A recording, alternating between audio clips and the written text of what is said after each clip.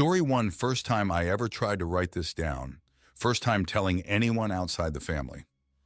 I'm leaving out time and location and some other details because I'm still scared of what might happen with it publicly, I guess.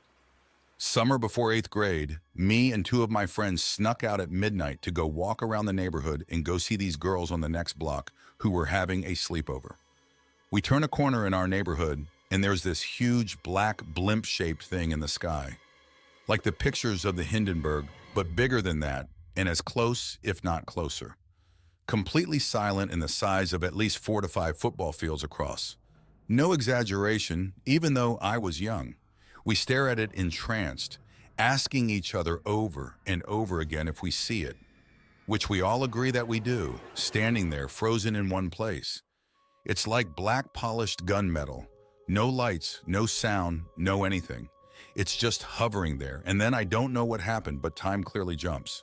Next thing I remember is the craft/ship/government experiment, whatever the hell it is, has gone and there's a tiny glowing white barbell thing in the sky, seemingly slowly falling to earth with wisps of smoke coming off it.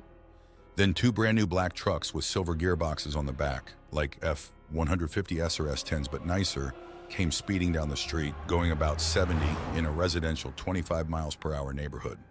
Then after that, I remember walking home to one of my friends' houses and going to bed. At that point, it was like 5 or 6 a.m. and the sun was coming up. We all made a promise to tell my dad in the morning because he worked for the city, but we never did. I don't know what happened later in life to one of my friends who was there, but the other was my best friend, and we sort of made an unspoken pact never to talk about it. Don't know how or why we did that. We all grew up, and I sort of lost touch with him too. We did reconnect over Facebook and such over the years, but it was like there was something between us neither of us wanted to touch or talk about. Looking back on it now, there's no way we could have been the only ones to see it. It wasn't that late at night, and it was over a heavily populated suburb of a major city. The idea of this has always scared me more than any sort of possible abduction scenario. That there were others and we're all voluntarily suffering a sort of collective amnesia, except in how we're not. I've thought about hypnosis, but that scared me too, plus I'm not sure if I trust the results. I was just a kid then, and I'm not sure if I could trust the hypnotist. What I do know again is that there's no way it was just the three of us who saw it. We're talking a huge thing hovering in the sky directly above hundreds of houses just after midnight on a summer weekend night. But nothing on the news, nothing in the paper, nothing on TV, no words spoken about it again ever by anyone. Story 2. My mom tells a story of her and her friend. Let's call her friend Lisa. When my mom and Lisa were teenagers, they were up on the roof of Lisa's house and they see a bright light in the sky. Next thing they know, the light is gone. Thing is, they think they've been on the roof for like 15 minutes, but something like 3 hours passed. Mom doesn't remember anything about what happened during that time, and Lisa simply refuses to talk about it. She would answer my mom with things like, "I don't know," and just drop it for a long time. So a couple months later, Mom moves away and loses contact with Lisa for about 10 years. She finally meets up with her again and immediately notices that something is odd about Lisa. Lisa appeared very distant to her with a very dreamy demeanor, like she was really happy and at peace for no good reason. After they talk for a bit, Lisa brings up the incident on the roof. Mom says she still doesn't really remember anything about it. But Lisa remembers. She remembers everything. She said that at first it was all in bits and pieces and she couldn't remember any of it clearly. She was confused and scared and wanted to avoid discussing it.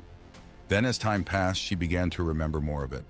She remembers it all clearly, and she remembers the other 3 times she was abducted after that clearly as well. At first, they paralyzed her somehow and did all sorts of invasive experiments on her.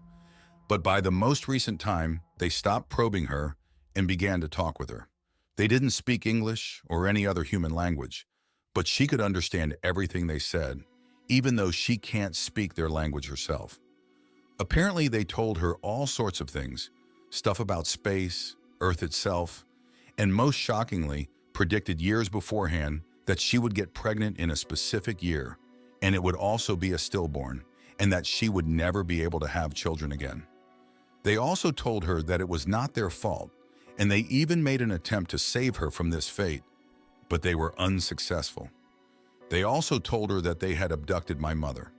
Another time after that first incident, Mom says she has no recollection of any other potential abductions, but she does have recurring nightmares of being abducted. But she's almost sure that they're just that, nightmares. Anyway, Lisa tells Mom that every time she speaks with them, she comes to understand the truth more and more. When Mom inquires what the truth is, Lisa just says that you will know eventually. And she says that once she learned of the truth, then everything became wonderful. Mom has seen her a few more times over the years. We still live in another state from her, and she apparently has a pretty normal life and doesn't obsess over alien stuff, like some supposed alien abductees do. She only ever brings it up in passing, not like it's a central part of her daily life. Story 3. I can't say for sure what happened to me that night, but here is what I know. I was driving home for the weekend from school at Indiana University. It takes me about 2 hours to get home, and I left Bloomington around 10 p.m. At exactly 10:53, I am on a rural stretch of the 2-lane highway I take home, and I notice what appeared to be flashing lights behind me. I thought, great, I'm getting pulled over. So I turned onto the next country road about a quarter mile from where I noticed the lights. As the car came to a stop and I started to open my glove box to get out my registration and proof of insurance, the lights suddenly disappeared and no car drove past. Now here is where the story takes a turn for the weird, and I am sure you guys will think I'm just making it all up because it really does seem like something straight out of a typical UFO movie or story. The electronics in my car started to go haywire. The radio was randomly changing stations while the volume kept going up and down while the dome light and headlights start to flicker and turn off and back on. This was at 10:56 p.m. I start thinking to myself that my battery must be failing, or else I have a short somewhere in the electric system of my car. So I lean down to pop the hood so I can take a look at the battery, and that is the last thing I remember doing. The next thing I know, I open my eyes and see nothing but the night sky full of bright stars. It was a cold night, and it seemed like I had never seen stars that bright in my life. I sat up and looked around and I saw absolutely nothing. Nothing at all. I was in the middle of a field surrounded by corn stalks left over from the recent harvest. As I started to come to my senses, I started to freak out. Where am I? Why the fuck am I asleep in the middle of a field? Where the fuck is my car? I got up and started walking toward the distant headlights I could see from a road about half a mile away. When I got to the nearest intersection, I looked at the signs which read 350N and 50W. I was half a mile away from my car, which was just right off the main road. I started walking toward the headlights I could see on the main road. I can't say how long it took me to walk the half mile, but it couldn't have been more than 10 or 15 minutes. When I arrived at my car, all the lights were out. My battery had died, which struck me as odd because I couldn't have been gone for that long. I looked at my phone, which was sitting on the passenger seat, and the time was 2:17 a.m. Over 3 hours had passed since I turned off onto the side road for the flashing lights behind me. I remember sitting in my car completely dumbfounded, wondering what the hell had just happened to me. After about half an hour of just sitting there, I remembered that my battery was dead. So I got on the phone and called Bubba Way to come out and give me a jump.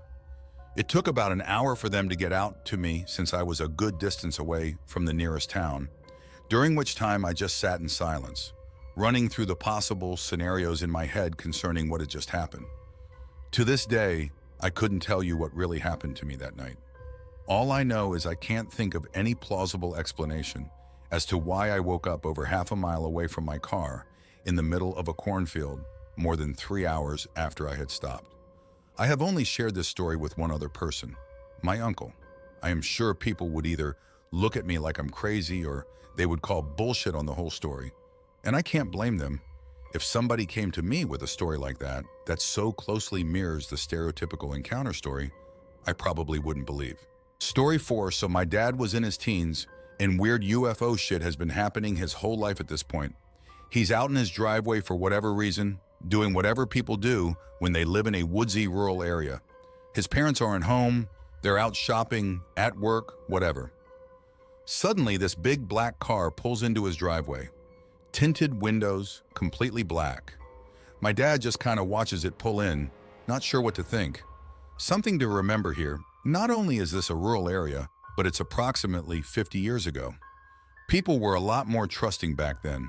Nowadays, you'd be crazy to leave your front door unlocked, but back then, it was no big deal. So this strange black car pulls into my dad's driveway. It's making no noise at all, which my dad noticed right away. The door opens and out steps a super tall, fair-faced white man. He has blonde hair, an extremely well-tailored black suit, and black sunglasses on. Right away, my dad could see there was something off about him. He looks too perfect. Flawless skin, a childlike smile, and very overdressed for a hot summer day. He looks distinctly out of place. The man walks up to my dad and asks for his name. My dad, around 15 at the time, asks him why he wants to know. The man smiles and explains that he just wants to ask him a few questions and he means no harm. Bemused, my dad agrees, but he's still wary of this strange man. First, the tall white dude asks my dad if he lives here. My dad says yes and asks why he wants to know. The man has a completely relaxed, non-confrontational tone and seems almost giddy, like he was really excited to be having this conversation. His childish, overzealous grin hadn't faded in the least. He asked my dad if he had seen, felt, or heard anything that he felt was outside of the ordinary. My dad said sometimes and again asked why he wanted to know. The man just kept grinning, and by now my dad was feeling pretty comfortable. He had never seen this guy before in his life. He didn't appear to be any kind of government agent. His behavior was far too unusual. Suddenly, the man's demeanor completely changes. His grin disappears and he looks worried. Without so much as a goodbye, he opens his car door, gets inside and drives away, still making no noise at all. A couple minutes later, my dad's parents come back from shopping. Now for the really weird part. My mom saw the same fucking dude 30 fucking years later. She was in a bookstore looking to buy something, don't know the details really, when she turned around and noticed this tall, fair-looking blonde guy in a black suit sitting at table in the cafe, 30 feet or so from my mom. He was reading a newspaper. Sitting across from him was another dude, dressed exactly the same as the blonde one. They still looked strangely out of place, somehow too perfect, too clean. Now, my mom had heard this story from my dad before, and she actually recognized my dad's description of this man. He definitely stood out. So she's kind of taken aback, trying to figure out if it's actually the man my dad had seen all those years ago. The blonde guy notices my mom looking at him. Again, his demeanor completely changes. He stands up, turns around, and quickly walks out of the bookstore with the second guy right behind him. What the fuck, right? I'm actually freaking out a bit thinking about this. I'm 22 now, and I have to wonder if I'm going to run into this awkward blonde stalker. It's like the MIB sent their most inept agent to follow around my dad. Or the most obvious alien ever is trying to study my family in our natural habitat. I don't fucking know. I know this is all very vague. I'm going to bring it up to my dad tonight and try to clarify a few details. I'll be honest, I've pushed this story out of my head because it weirds me out. Story 5. Okay, here it goes. The first time I'd ever seen anything, I was 7 in Houston, Texas. I used to like to climb on top of my mom's Suburban in the driveway and stare at the stars. One night I saw an intensely bright floating light over the tree line, probably about a half-mile away. I hollered, but nobody came to see it. I did not see anything else until March of 2008. This experience happened between the 10th and the 15th, but I can't give a specific date because I was up for 4 days trying to come up with some explanation to satisfy what I had seen. This was in Tuscaloosa, Alabama. My mother lived in a garden home community, all houses the same size, all one story, and you had great visibility distance-wise. I walked out of my buddy's place at exactly 4 a.m. to a bright starry night. When I walked out, something caught my eye to the left of me. I looked over and saw a bright blue, yellow, green, white, red, orange strobing flashing light floating silently to the left. I stood in awe at it and did not want to go grab anyone because I didn't want to miss anything. I watched as it passed in front of the moon behind my friend's place, and I saw the outline of the craft. It was a teardrop, sunflower seed type shape, and the craft seemed to have the lights being transmitted from the top half of it. It was almost as if it was transmitting some type of light pattern upward. It also had a dark, thin, smooth line of exhaust that disappeared 50, 75 feet behind it. This all occurred no less than 400 yards away from me.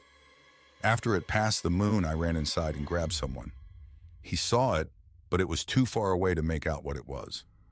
I went home, which was only a few blocks away, and looked out from the driveway the same direction the first craft had come from. I saw two dim white lights slowly coming over the horizon at a slow pace heading towards me. I then ran inside and grabbed my mother out of bed. We stood there for about 20 minutes while 5 separate crafts flew over us.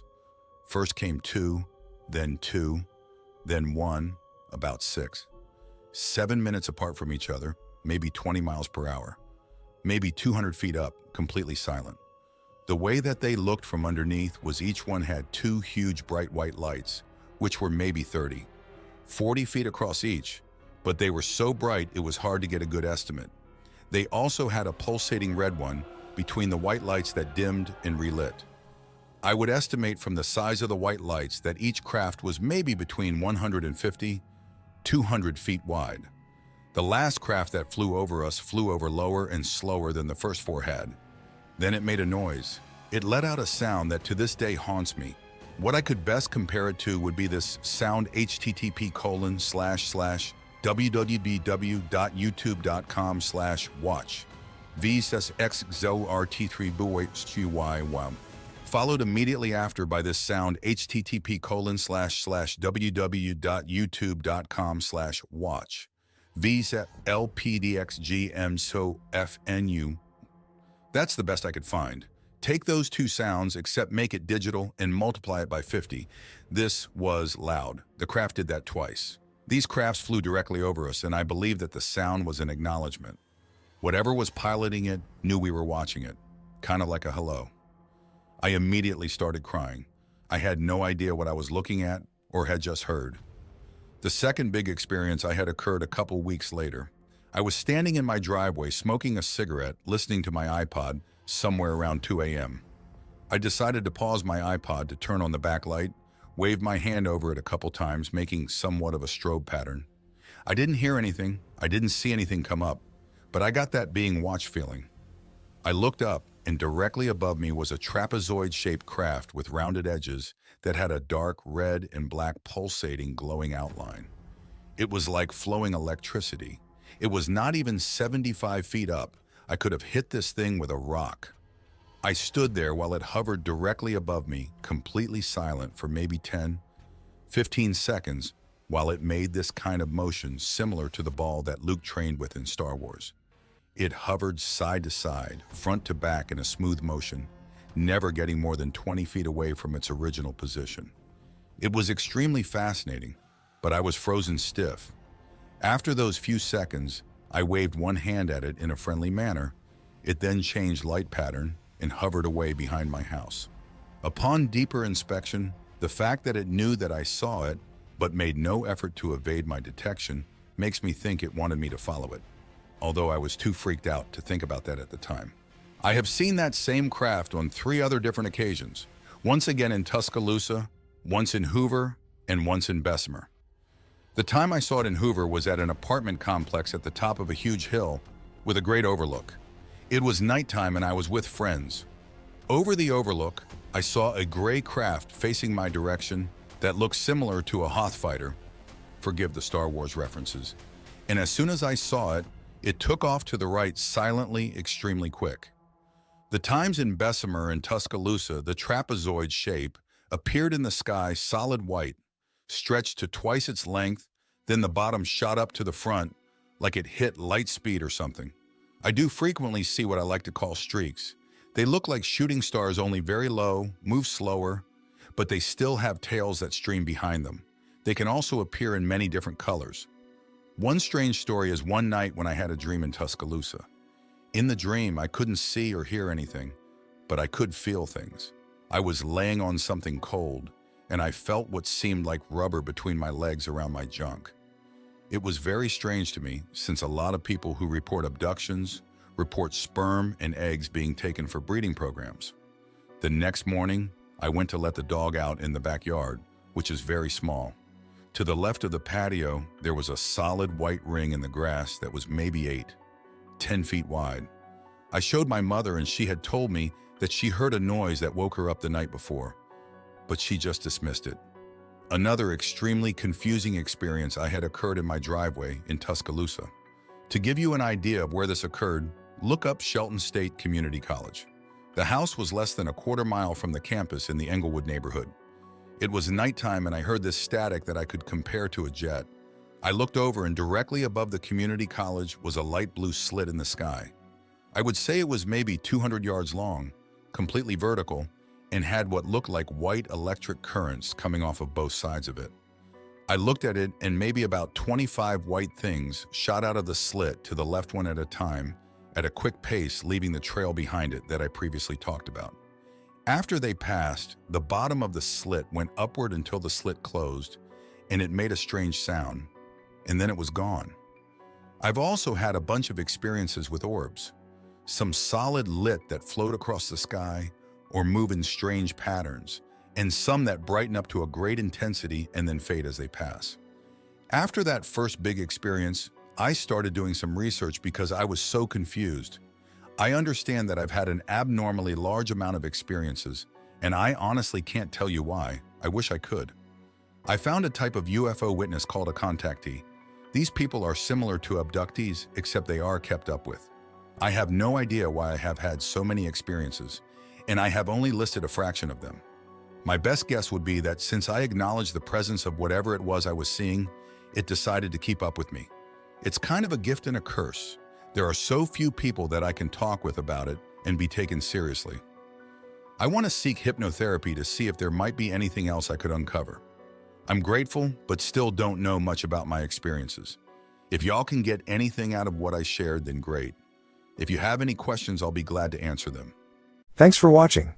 Don't leave before leaving a like to this video. Also hit the subscribe button to support my work. And as always, have a horrific nightmare, my dear.